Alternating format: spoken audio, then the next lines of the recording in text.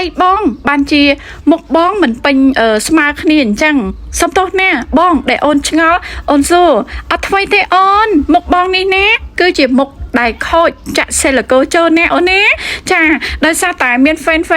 ថ្មីក៏តាមសួរជាច្រើនបងប្អូនអញ្ចឹងហើយក៏នាងខ្ញុំនិយាយប្រាប់ fan ចំនួនក្រោយឲ្យគាត់បានដឹងថាមុខនាងខ្ញុំនេះខូចដោយសារតែចាក់សេលកូចូលជម្រាបសួរលោកពុកអ្នកម្ដាយលោកពូអ្នកមីងបងប្អូនកូនជាទីស្រឡាញ់តាមពិតទៅសំណួរមួយហ្នឹងនាងខ្ញុំបានឆ្លើយជាច្រើនដងឯងបងប្អូនចា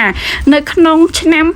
2024ដែលនាងខ្ញុំចាប់ផ្ដើមចេះធ្វើវីដេអូជាប់គ្នារាល់ថ្ងៃនៅក្នុង page ហ្នឹងណាបងប្អូននាងខ្ញុំឆ្លើយបាន2 ម្ដងឯងឥឡូវនេះសូមឆ្លើយម្ដងទៀតថាមុខនាងខ្ញុំហ្នឹងមិនមែនពេញធម្មជាតិទេគឺពេញដោយសារចាក់សេលកូចូលចាក់ដំបងគឺនាងខ្ញុំ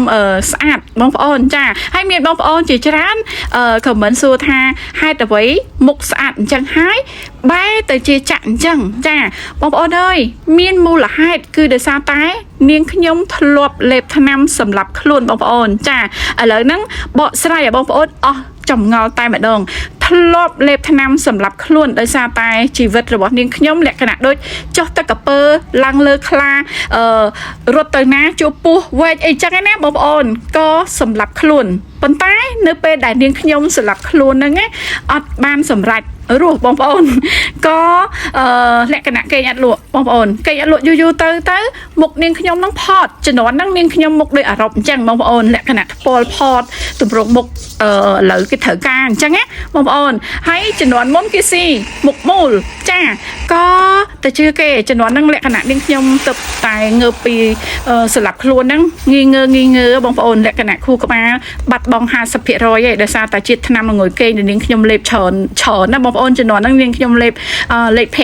គ្រាប់បងប្អូនហើយអាថ្នាំ4កណាត់ហ្នឹង2គ្រាប់ហើយពេលហ្នឹងមានថ្នាំផ្សះមានថ្នាំប៉ារ៉ានៅពេលដែលនាងខ្ញុំជាចង់និយាយថាអត់ស្លាប់ក៏នាងខ្ញុំមិនសូវជាហ្មងដែរបងប្អូនលក្ខណៈរឿងស្មារតីមិនគ្រប់ដែរបងប្អូននិយាយចឹងហ្មងទៅចាក៏ជឿគេនាំទៅចាក់មុខបងប្អូនថាឲ្យចាក់មុខទៅងាយស្រួលរកការងារជំនាន់ហ្នឹងនាងខ្ញុំអាយុត្រឹមតែ17 ឆ្នាំបងប្អូនក៏ទៅចាក់ពេលចាក់នឹងស្អាតណាបងប្អូនស្អាតចាទទួលស្គាល់ថាវាពេញស្អាតហើយមុខនាងខ្ញុំស្អាតស្រាប់ទៀតដល់ពេលអញ្ចឹងពងកពើ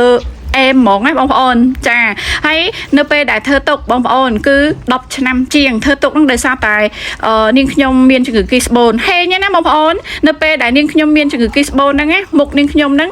លេបថ្នាំគីស្បូនហ្នឹងក៏ជាគីមុខហ្នឹងទៅជំនាន់ហ្នឹងមុខនាងខ្ញុំ10 ឆ្នាំជាងហ្នឹងវាដុំកបងប្អូនចាអ្នកដែលគេអត់មានជំងឺគីស្បូនចាក់ជំនាន់នាងខ្ញុំហ្នឹងគាត់បាយពិភពលោកហើយអញ្ចឹងហើយវីដេអូមួយនេះនាងខ្ញុំចង់បញ្ជាក់ប្រាប់អូនកូនចំនួនក្រោយមុននឹងទៅចាក់កុំចាក់តែផ្ដេសតែផ្លាស់ដូចនាងខ្ញុំចាទៅរកកន្លែងឲ្យបានត្រឹមត្រូវណាហេ